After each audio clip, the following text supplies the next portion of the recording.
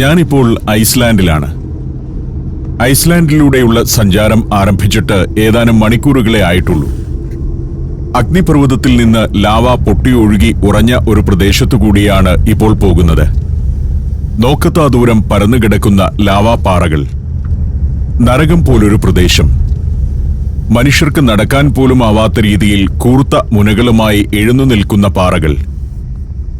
സ്വാട്സംഗി എന്ന പ്രദേശത്തുകൂടിയാണ് പോകുന്നത്. അങ്ങകലെ കാണുന്നത് സ്വാട്സംഗി ജിയോ തെർമൽ പവർ സ്റ്റേഷനാണ്. ഉയർന്നു പൊങ്ങുന്നത് പുകയല്ല, നീരാവിയാണ്. ഭൂമിക്കടിയിൽ ജലം തിളച്ചു മറിഞ്ഞുകൊണ്ടിരിക്കുന്നു. അതിൽ നിന്നുയരുന്നതാണ് നീരാവി. ആ നീരാവി കൊണ്ട് വൈദ്യുതി ഉൽപ്പാദിപ്പിക്കുന്നു ഇവിടെ. കൂടാതെ വീടുകൾ ചൂടാക്കാനുള്ള ചൂടുവെള്ളം ഇവിടെ നിന്നും ഡിസ്ട്രിബ്യൂട്ട് ചെയ്യുന്നു. 6 തെർമൽ പവർ പ്ലാന്റുകളുണ്ട് ഇവിടെ. മലയാളിയായ സാം ഹരിദാസിന്റെ കാറിലാണ് എന്റെ യാത്ര. സ്വാട്സംഗി ജിയോ തെർമൽ പവർ സ്റ്റേഷന്റെ അകത്ത് കയറി കാണാൻ പറ്റുമോ എന്നാണ് ഞങ്ങൾ നോക്കുന്നത്. ഇപ്പോൾ സമയം 4 മണി കഴിഞ്ഞിട്ടുണ്ട്. ഓഫീസ് ടൈം കഴിയാറായിരിക്കുന്നു. ഈ നേരത്ത് ചെന്നാൽ അകത്ത് കയറാനാവുമോ എന്നറിയില്ല. ഏതായാലും ഒന്ന് പോയി നോക്കാമെന്ന് തീരുമാനിച്ചിരിക്കുകയാണ്. ഭൂമിക്കടിയിൽ നിന്നെത്തുന്ന നീരാവി കൊണ്ട് ഒരേ സമയം വൈദ്യുതിയും ചൂടുവെള്ളവും ഉൽപ്പാദിപ്പിക്കുന്നു എന്നതാണ് ഈ ജിയോ തെർമൽ സ്റ്റേഷന്റെ പ്രത്യേകത. അത്തരത്തിലുള്ള ലോകത്തെ ആദ്യത്തെ പവർ പ്ലാന്റ് ഇതാണ്. കൂടുതലുള്ള ചൂടുവെള്ളം സമീപത്തെ ബ്ലൂ ലഗൂണിലേക്ക് ഒഴുക്കിവിടുകയാണ് ചെയ്യുന്നത്. പവർ സ്റ്റേഷന്റെ ഒരു ഗസ്റ്റ് ഹൌസും മറ്റുമാണ് താഴെ കാണുന്നത്. ഒരു റെസ്റ്റോറന്റുമുണ്ട് അവിടെ. അതിനപ്പുറം പ്രധാന പവർ പ്ലാന്റുകൾ. അതെല്ലാം പ്രവർത്തിച്ചുകൊണ്ടിരിക്കുകയാണ്. നിലയത്തിലേക്കുള്ള വഴിയിലൂടെ ഞങ്ങൾ യാത്ര തുടർന്നു. അതിനടുത്തേക്ക് ചെല്ലും തോറും വലിയ മുഴക്കം കേൾക്കാം. പക്ഷേ അധികം മനുഷ്യരെയൊന്നും കാണുന്നില്ല. സെക്യൂരിറ്റി ചെക്കുമില്ല. നമ്മുടെ നാട്ടിലാണെങ്കിൽ ഇവിടെ ഒരു ഗേറ്റ് ഉണ്ടാവും, കനത്ത സെക്യൂരിറ്റിയും ഉണ്ടാവും. ഏതാനും കാറുകൾ കിടക്കുന്ന ഒരു പാർക്കിങ്ങിലേക്ക് ഞങ്ങൾ വണ്ടി കൊണ്ടുചെന്ന് നിർത്തി. ഇതാണ് ജിയോ തെർമൽ സ്റ്റേഷന്റെ ഒരു ഭാഗം. അഡ്മിനിസ്ട്രേറ്റീവ് ബ്ലോക്കാണ് ഇതെന്ന് തോന്നുന്നു. അകത്ത് കയറാനുള്ള അനുമതി വാങ്ങാനായി സാം പോയി. ഞാൻ അവിടെ നിന്ന് കുറച്ച് ഷോട്ടുകൾ എടുത്തു. ഇലക്ട്രിക് കാറുകൾ ചാർജ് ചെയ്യാനുള്ള സംവിധാനമെല്ലാം ഉണ്ട് ഇവിടെ. തിരികെ വന്ന സാം ഓഫീസിൽ അധികം ആളുകളില്ലെന്ന് പറഞ്ഞു. പുറത്തെ കാഴ്ചകൾ ചുറ്റി നടന്ന് കാണാം. അകത്ത് കയറാൻ അനുമതി തരേണ്ട ആളുകൾ ഈ സമയത്ത് ഇവിടെയില്ല. നാളെ വന്നാൽ ചിലപ്പോൾ സാധ്യമാകും. നാളെ വരാൻ നേരം കിട്ടുമോ എന്നറിയാത്തതുകൊണ്ട് ഞാൻ പുറത്തെ കാഴ്ചകളിലൂടെ നടന്നു. ഒരു യാർഡിലേക്ക് ചെല്ലുമ്പോൾ നീരാവി ചീറ്റുന്ന വാൽവുകൾ കാണാം. നല്ല ശക്തിയിൽ നീരാവി പുറത്തേക്ക് ചീറ്റുന്നു. ഭൂമിക്കടിയിൽ നിന്ന് വരുന്ന നീരാവിയുടെ ശക്തി ഇത് കണ്ടാൽ അറിയാം. ആളനക്കമുണ്ട്. ഒരാൾ അവിടെ ജോലി ചെയ്യുകയാണ്. അയാൾ ഏതോ വാൽവുകൾ തുറക്കുകയും അടയ്ക്കുകയും ഒക്കെ ചെയ്യുന്നു. ഹെൽമറ്റും ഹെഡ്സെറ്റുമൊക്കെ അണിഞ്ഞ് സിസ്റ്റമാറ്റിക്കായാണ് പ്രവർത്തനം. ആകെ 22 ജോലിക്കാരാണ് ഇവിടെയുള്ളത്. കൺട്രോൾ വാൽവുകൾ കൃത്യതയോടെ അടയ്ക്കുകയും തുറക്കുകയും ചെയ്യുക എന്നതാണ് കുറെ പേരുടെ പ്രധാന ചുമതല. 70 വാൽവുകളുണ്ട് ഈ സ്റ്റേഷനിൽ. വളരെ വേഗതയിൽ കൃത്യതയോടെയാണ് പ്രവർത്തനം. ഹെഡ്സെറ്റിലൂടെ സംസാരിക്കുന്നു. സ്റ്റേഷനകത്തു നിന്നുള്ള നിർദ്ദേശമനുസരിച്ചാണ് വാൽവുകൾ തുറക്കുകയും അടയ്ക്കുകയും ചെയ്യുന്നത്. 12 ടർബൈനുകളും 36 കൂളിംഗ് ഫാനുകളും 17 ജിയോ തെർമൽ വെല്ലുകളും 70 കൺട്രോൾ വാൽവുകളും 100 പമ്പുകളുമുണ്ട് ഈ സ്റ്റേഷനിൽ. ഐസ്ലാൻഡിലെ സ്വകാര്യ എനർജി കമ്പനിയായ HS ഓർക്കയാണ് ഈ പവർ സ്റ്റേഷൻ മാനേജ് ചെയ്യുന്നത്. രാജ്യത്തെ 3ാമത്തെ വലിയ വൈദ്യുതി ഉൽപ്പാദകരാണ് HS ഓർക്ക. 1974 സ്ഥാപിതമായ കമ്പനിയാണത്. 2 ജിയോ തെർമൽ പവർ സ്റ്റേഷനുകളും ഒരു ഹൈഡ്രോ പവർ സ്റ്റേഷനുമുണ്ട് കമ്പനിക്ക്. 1978 മുതൽ അവർ ഇവിടെ നിന്നും വൈദ്യുതി ഉൽപ്പാദിപ്പിക്കുന്നുണ്ട്. ഭൂമിക്കടിയിൽ നിന്നെത്തുന്ന നീരാവിയുടെ ശക്തി കൊണ്ട് ടർബൈൻ കറക്കിയാണ് ഇവിടെ വൈദ്യുതി ഉൽപ്പാദിപ്പിക്കുന്നത്. പാർക്കിങ്ങിൽ വെച്ച് സാം കാറിന്റെ ഡിക്കി തുറന്നു. നമുക്കൊരു ചൂട് ചായ കുടിക്കാം എന്ന് പറഞ്ഞുകൊണ്ട്. ഫ്ലാസ്കിനകത്ത് ചൂടുള്ള ചായയുമായാണ് സാം വന്നിരിക്കുന്നത്. നല്ല തണുപ്പുണ്ട്. ഒരു ചായ കുടിക്കേണ്ട സമയമായി.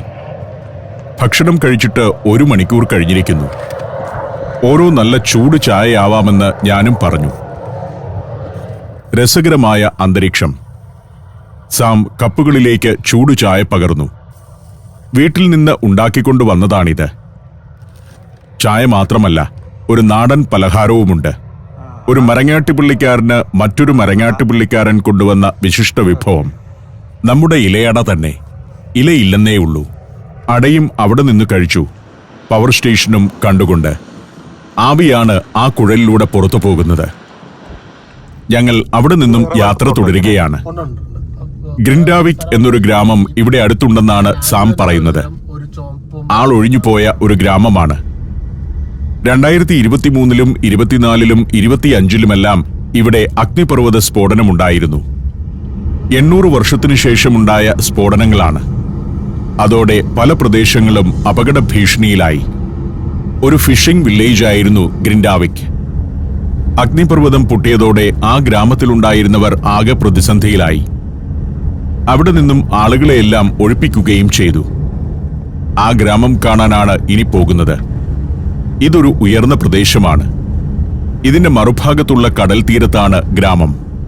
ഈ റോഡെല്ലാം പുതുതായി ടാർ ചെയ്തതാണെന്ന് കണ്ടാലറിയാം. ഏതാനും മാസം മുൻപ് ലാവയൊഴുകി ഈ റോഡെല്ലാം പൊളിഞ്ഞുപോയിരുന്നു. അത് പിന്നീട് പുനർനിർമ്മിച്ചതാണ്. റോഡിനിരുവശവും ലാവ ഒഴുകിപ്പരന്ന് കിടക്കുന്നത് കാണാം. ടാർ ഉരുകിപ്പരന്നതാണെന്ന് തോന്നും. ലാവ ഉറച്ച് പാറകളാവാൻ ഏതാനും ദിവസങ്ങൾ മുതൽ വർഷങ്ങൾ വരെ എടുക്കാറുണ്ട്. ഒഴുകിപ്പരന്ന ലാവയുടെ ഘനം, ചൂട്, അന്തരീക്ഷസ്ഥിതി എന്നിവയൊക്കെ അനുസരിച്ചാണ് ആ ഹാർഡനിങ് പ്രോസസ്. വർഷം കൂടുന്തോറും കടുപ്പം വർദ്ധിക്കുന്ന പ്രകൃതമാണ് ലാവാ പാറകളുടേത്. ഇങ്ങനെ ലാവ ഒഴുകി ഉറഞ്ഞു പോയിടത്ത് പിന്നീട് പുല്ലുപോലും വളരില്ല. കാർ ഗ്രിൻഡാവിക് ഗ്രാമത്തിന്റെ സമീപത്തേക്കെത്തി. 2023 മുതൽ തുടർച്ചയായി സ്ഫോടനങ്ങൾ ഉണ്ടാവുന്നുണ്ട് ഗ്രിൻഡാവിക്കിന് സമീപമുള്ള വോൾക്കാനോയിൽ. വലിയൊരു ഗ്രാമമെന്നോ ചെറിയൊരു പട്ടണമെന്നോ വിശേഷിപ്പിക്കാം ജനങ്ങൾ ഒഴിഞ്ഞുപോയ ഈ പ്രദേശത്തെ.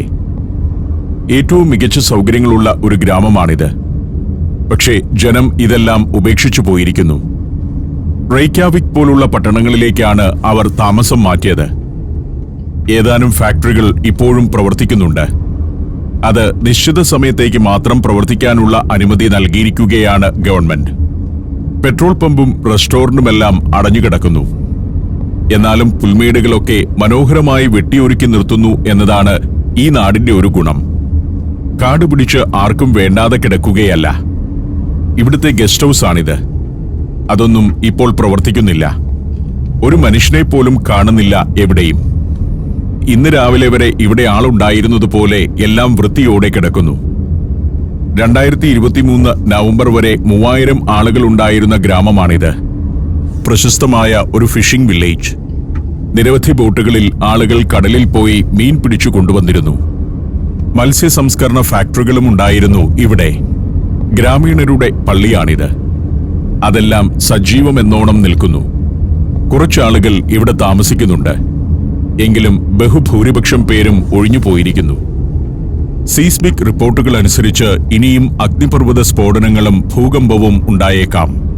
2024 ഫെബ്രുവരിയിൽ ഉണ്ടായ 3ാമത്തെ സ്ഫോടനത്തിലാണ് കൂടുതൽ ലാവ ഇവിടേക്ക് ഒഴുകിയെത്തിയത്. അത് ഗ്രിൻഡാവിക് പട്ടണത്തിലെ ഏതാനും കെട്ടിടങ്ങളെ നശിപ്പിക്കുകയും ചെയ്തു. റോഡുകൾ തകർന്നു. 2024 ഡിസംബർ ആയപ്പോഴേക്കും ഗ്രാമം വിട്ടുപോയ ചിലരൊക്കെ ഇവിടേക്ക് തിരികെ വന്നിരുന്നു.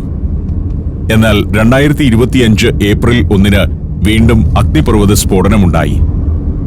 ഇതേ വർഷം ജൂലൈ 16 മറ്റൊരു സ്ഫോടനം കൂടി ഉണ്ടായതോടെ ഗ്രിൻഡാവിക് ഗ്രാമത്തിൽ ഇനി സമീപകാലത്തൊന്നും ജനവാസം സാധ്യമാകില്ല എന്ന അവസ്ഥ വരികയായിരുന്നു. ഇതാണ് ഇവിടുത്തെ ഹാർബർ. നൂറുകണക്കിന് മത്സ്യബന്ധന ബോട്ടുകൾ അടുത്തിരുന്ന ഏറെ സജീവമായിരുന്ന ഒരു ഹാർബറാണ്. നിരവധി മത്സ്യ സംസ്കരണ ഫാക്ടറികൾ കാണാം ഈ വഴിക്കെല്ലാം. ഗ്രാമത്തിലെ ആളൊഴിഞ്ഞു പോയെങ്കിലും പല ഫാക്ടറികളും പാർട്ട് ടൈമായി പ്രവർത്തിക്കുന്നുണ്ട്. കാരണം ഒറ്റയടിക്ക് ഫാക്ടറികൾ ഷിഫ്റ്റ് ചെയ്യാനാവില്ലല്ലോ.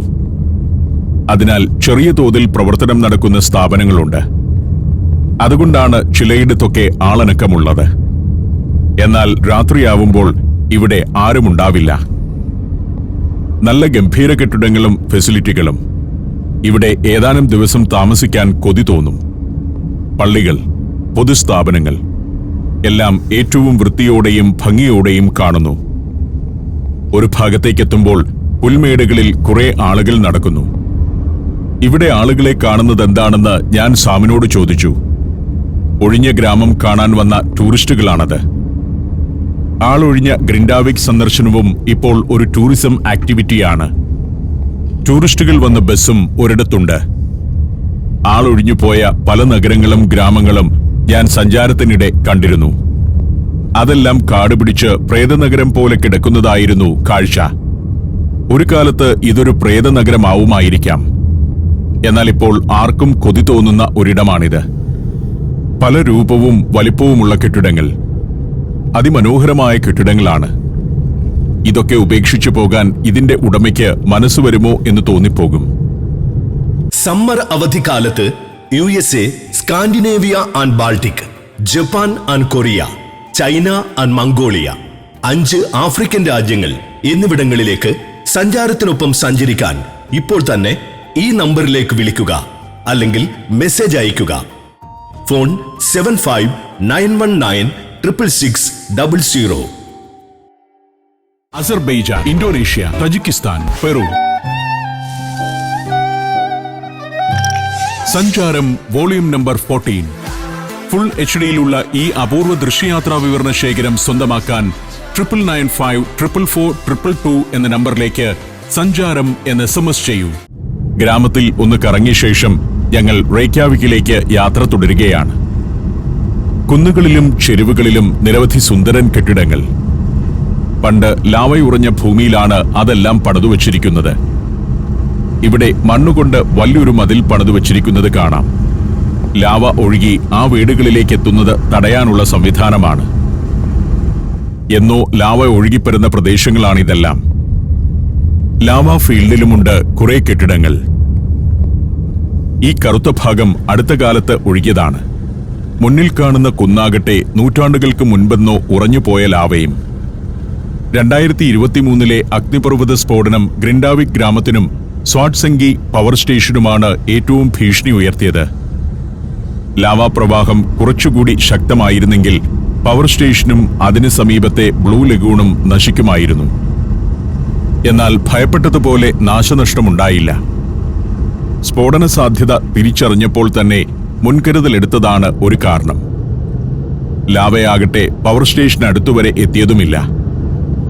ഗ്രിൻഡാവിക് ഗ്രാമത്തിലെ ജനങ്ങളെ ഒഴിപ്പിക്കുന്ന സമയത്ത് താമസിയാതെ തിരികെ വരാൻ കഴിയുമെന്നായിരുന്നു ഗവൺമെന്റ് നൽകിയ ഉറപ്പ്. എന്നാൽ അഗ്നിപർവ്വത സ്ഫോടനം തുടരുകയാണെന്നതിനാൽ ആ ഗ്രാമത്തിലുള്ളവർ മറ്റു പ്രദേശങ്ങളിൽ സെറ്റിൽ ചെയ്യുന്നതിനെയാണ് ഇപ്പോൾ അധികൃതർ പ്രോത്സാഹിപ്പിക്കുന്നത്. പുനരധിവാസത്തിനുള്ള സഹായങ്ങൾ ഗവൺമെന്റ് നൽകുന്നുണ്ട്. ഇതാണ് ഐസ്ലാൻഡിന്റെ ഭൂപ്രകൃതിയുടെ ഒരു പൊതു സ്വഭാവം. പരന്നുകിടക്കുന്ന തരിശുനിലം. പല ഭാഗത്തും മരങ്ങളൊന്നും കാണുകയേയില്ല. സാമിനോട് ഞാൻ ഇവിടുത്തെ വിശേഷങ്ങൾ ചോദിച്ചറിഞ്ഞുകൊണ്ടിരുന്നു. ഇവിടെ ഏതാണ്ട് 27 മലയാളി കുടുംബങ്ങളുണ്ടത്രേ. സാം ഇവിടെ വരുന്ന കാലത്ത് 3-4 മലയാളി കുടുംബങ്ങളെ ഉണ്ടായിരുന്നുള്ളൂ. സാം 16 വർഷം മുൻപാണ് ഒരു ഷെഫായി ഇവിടെ വരുന്നത്. മരങ്ങാട്ടുപള്ളി എന്ന ഗ്രാമത്തിൽ നിന്ന് തന്നെയുള്ളയാളാണ്. മറ്റൊരു കാര്യം കൂടിയുണ്ട്. ലേബർ ഇന്ത്യയിൽ പ്രൊഡക്ഷൻ ഡിപ്പാർട്ട്മെന്റിൽ സാം കുറച്ചു കാലം ജോലി ചെയ്തിട്ടുമുണ്ട്. അത് കഴിഞ്ഞാണ് ഇവിടേക്കുള്ള അവസരം കിട്ടിയത്. ഷെഫിന്റെ ജോലി പഠിച്ചിരുന്നെങ്കിലും ആ ജോലി കിട്ടാതിരുന്ന ഇടക്കാലത്താണ് ഇദ്ദേഹം ലേബർ ഇന്ത്യയിൽ പ്രവർത്തിച്ചത്. ഇവിടെ ധാരാളം IT കമ്പനികൾ വന്നതോടെ ഒട്ടേറെ ഇന്ത്യക്കാർ, പ്രത്യേകിച്ചും തമിഴർ വന്നിട്ടുണ്ടെന്നും സാം പറഞ്ഞു. ആന്ധ്രാക്കാരും മറ്റു സംസ്ഥാനങ്ങളിൽ നിന്നുള്ളവരുമെല്ലാം വന്നിട്ടുണ്ട്. എങ്കിലും തമിഴരാണ് കൂടുതലും. നോക്കത്താ ദൂരം പണ്ടെങ്ങോ ലാവയുറഞ്ഞ തരിശുനിലം. അങ്ങകലെ കടൽ തീരത്ത് കാണുന്നതാണ് റേക്യാവിക് പട്ടണം. അവിടേക്കാണ് ഞങ്ങൾക്കെത്തേണ്ടത്. ഒരു മുനമ്പ് പോലെ കിടക്കുകയാണ് ഈ ഭാഗം. വളഞ്ഞു ചുറ്റി വേണം റേക്യാവിക്കിലേക്കെത്താൻ. എയർപോർട്ടിനെ റേക്യാവിക് നഗരവുമായി ബന്ധിപ്പിക്കുന്ന പ്രധാന പാത ഇതാണ്. ഇക്കാണുന്നതെല്ലാം സമ്മർ ഹൗസുകളാണ്. റേക്യാവിക് നഗരത്തിലുള്ളവരുടെ വേനൽക്കാല വസതികൾ. റഷ്യയിൽ ദാഷേകൾ എന്ന് പറയുന്നത് പോലുള്ള ഒരു സംവിധാനം. ഞങ്ങളിപ്പോൾ നഗരത്തോടടുക്കുകയാണ്, ഐസ്ലാൻഡിന്റെ തലസ്ഥാന നഗരത്തിലേക്ക്. ആകെ 4 ലക്ഷം ആളുകളുള്ള രാജ്യത്തിന്റെ തലസ്ഥാന നഗരമാണ്. രാജ്യത്ത് ഏറ്റവും അധികം ജനം വസിക്കുന്ന നഗരം. നഗരത്തോടടുക്കുമ്പോൾ ചില ഫാക്ടറികളൊക്കെ കാണാം. കടൽ തീരത്തുള്ള ഫാക്ടറികൾ. അലൂമിനിയമാണ് ഐസ്ലാൻഡിന്റെ ഒരു പ്രധാന ഉൽപ്പന്നം. ഇത് സ്ട്രൗൺസ്മിക് അലൂമിനിയം കമ്പനിയാണ്. 1970-ൽ പ്രവർത്തനം തുടങ്ങിയ ഫാക്ടറിയാണിത്. അയിരിൽ നിന്ന് അലൂമിനിയം വേർതിരിച്ചെടുക്കുന്ന ഫാക്ടറി. ഐസ്ലാൻഡിൽ തന്നെ ഏറ്റവും അധികം ആളുകൾക്ക് തൊഴിൽ നൽകുന്ന സ്ഥാപനമാണ് സ്ട്രൗൺസ്മിക് അലൂമിനിയം. 500-ലേറെ ആളുകൾ അവിടെ ജോലി ചെയ്യുന്നുണ്ട്. കുറച്ചുകൂടി ചെല്ലുമ്പോൾ ജനവാസ ഇടങ്ങളിലേക്ക് എത്തുകയായി. അടുത്തടുത്തായി നിരവധി അപ്പാർട്ട്മെന്റുകൾ കാണാം. 1,40,000 റെയ്ക്യാവിക് നഗരത്തിലെ ജനസംഖ്യ. നഗരവും അടുത്തു കിടക്കുന്ന പ്രദേശങ്ങളും ചേരുന്ന ക്യാപിറ്റൽ റീജിയനിൽ ആകെ 2.5 ലക്ഷത്തോളം ആളുകൾ വസിക്കുന്നു. അതായത് ഐസ്ലാൻഡിലെ ജനസംഖ്യയുടെ 64% ഇവിടെയാണുള്ളത്. നോർവീജിയൻ വംശജരായിരുന്നു ഐസ്ലാൻഡിലേക്കുള്ള ആദ്യ കുടിയേറ്റക്കാർ. 9-ാം നൂറ്റാണ്ടിലാണ് അവർ ഈ ദ്വീപിലേക്ക് കയറി വരുന്നത്. ആദ്യ സംഘം കുടിയേറ്റക്കാർ സെറ്റിൽ ചെയ്ത പ്രദേശം എന്ന പ്രാധാന്യവുമുണ്ട് ഈ റെയ്ക്യാവിക് നഗരത്തിന്. മത്സ്യബന്ധനമായിരുന്നു ആദ്യകാല കുടിയേറ്റക്കാരുടെ പ്രധാന തൊഴിൽ. കൃഷി പോലും സാധ്യമായിരുന്നില്ല ഇവിടെ. കൃഷിക്ക് പറ്റിയ മണ്ണല്ല എന്നത് തന്നെ കാരണം. പെട്രോളിയവും നിത്യോപയോഗ സാധനങ്ങളും ഉൾപ്പെടെ സർവ്വതും ഈ രാജ്യത്തേക്ക് ഇറക്കുമതി ചെയ്യുകയാണ്. അതുകൊണ്ട് തന്നെ എല്ലാറ്റിനും വലിയ വിലയാണ്. യൂറോപ്പിൽ ഏറ്റവും അധികം ജീവിത ചെലവുള്ള ഒരു രാജ്യം ഇതായിരിക്കാം. ഇവിടെ മരങ്ങളുടെ ഒരു നിരയുണ്ട്. ഈ രാജ്യത്ത് വന്നിട്ട് ഞാൻ വൃക്ഷങ്ങൾ ആദ്യമായി കാണുന്നത് ഇപ്പോഴാണ്. മരങ്ങൾക്ക് വളരാവുന്ന മണ്ണും കാലാവസ്ഥയും ആയതുകൊണ്ടാവാം റെയ്ക്യാവിക് ഇവരുടെ തലസ്ഥാനവും ഏറ്റവും പ്രധാനപ്പെട്ട ജനവാസ ഇടവുമായത്. മനുഷ്യർക്കും സസ്യജാലങ്ങൾക്കുമെല്ലാം അനുകൂലമായ ഭേദപ്പെട്ട കാലാവസ്ഥയുള്ള ഒരു സ്ഥലമാണിത്. സുന്ദരമായ നഗരമാണ് റെയ്ക്യാവിക്. ഒരു ഭാഗത്തേക്ക് നോക്കുമ്പോൾ വൃക്ഷനിബിഡമായ ജനവാസ ഇടങ്ങൾ. ഈ നഗരത്തിലെ ഏറ്റവും പ്രധാനപ്പെട്ട ലാൻഡ്മാർക്കിന്റെ സമീപത്തേക്കാണ് ഇപ്പോൾ എത്തിയിരിക്കുന്നത്. റെയ്ക്യാവിക് നഗരത്തിലേക്ക് കയറുമ്പോൾ കാണുന്ന പ്രധാന നിർമ്മിതി ഹാൾഗ്രീംസ് ക്രിക്യ എന്ന പള്ളിയാണിത്. ചർച്ച് ഓഫ് ഐസ്ലാൻഡിന്റെ ഏറ്റവും പ്രമുഖ ദേവാലയമാണ് Hallgrimskirkja. Evangelical Lutheran church of Iceland ആണ് പൊതുവെ ചർച്ച് ഓഫ് ഐസ്ലാൻഡ് എന്നറിയപ്പെടുന്നത്. റെയ്ക്യാവിക് നഗരത്തിന്റെ ചിഹ്നം തന്നെ ഇതാണെന്ന് പറയാം. സൈഡിൽ നിന്ന് നോക്കുമ്പോൾ പള്ളിയുടെ യഥാർത്ഥ രൂപം മനസ്സിലാവില്ല. എന്നാൽ മുന്നിലേക്ക് ചെല്ലുമ്പോൾ ആ സവിശേഷത കണ്ടറിയാം. ഇതാണ് പള്ളിയുടെ മുന്നിൽ നിന്നുള്ള വ്യൂ. ഐസ്ലാൻഡിലെ തന്നെ ഏറ്റവും ഉയരം കൂടിയ 2ാമത്തെ നിർമ്മിതിയാണ് ഈ പള്ളി. രാജ്യത്തെ ഏറ്റവും ഉയരമുള്ള പള്ളിയും ഇതുതന്നെ. ഐസ്ലാൻഡിന്റെ ഭൂപ്രകൃതിയുടെ പ്രത്യേകത ഇതിന്റെ ഡിസൈനിലുണ്ട്. ലാവ ഉറഞ്ഞുണ്ടായ കല്ലുകളുടെ അടുക്കുകൾ പോലെയാണ് പ്രധാന ഗോപുരത്തിൽ നിന്നും ഇരുവശത്തേക്കുമുള്ള വെട്ടുകൾ. ഐസ്ലാൻഡിന്റെ സ്റ്റേറ്റ് ആർക്കിടെക്റ്റായ ഗൗയോൺ സാമുവൽസൺ ആണ് ഇത് ഡിസൈൻ ചെയ്തത്. പള്ളിയുടെ മുന്നിലെ സ്ക്വയറിന്റെ ഒരു ഭാഗത്ത് ഒരു പ്രതിമയുണ്ട്. ലെയ്ഫ് എറിക്സൺ എന്നയാളുടെ പ്രതിമയാണ്. ഞാൻ അതിനടുത്തേക്ക് നടന്നു. ഈ നഗരത്തിൽ വന്ന ശേഷം ഞാൻ കുറെ ടൂറിസ്റ്റുകളെ ഒരുമിച്ച് കാണുന്നത് ഇവിടെയാണ്. ലെയ്ഫ് എറിക്സൺ 10-11 നൂറ്റാണ്ടുകളിലായി ജീവിച്ചിരുന്ന സാഹസികനായ ഒരു പര്യവേക്ഷകനാണ്. നോർവീജിയൻ പര്യവേക്ഷകൻ. ഇദ്ദേഹമാണ് അമേരിക്കൻ ഭൂഖണ്ഡത്തിൽ ആദ്യമായി കാലുകുത്തിയ യൂറോപ്യൻ.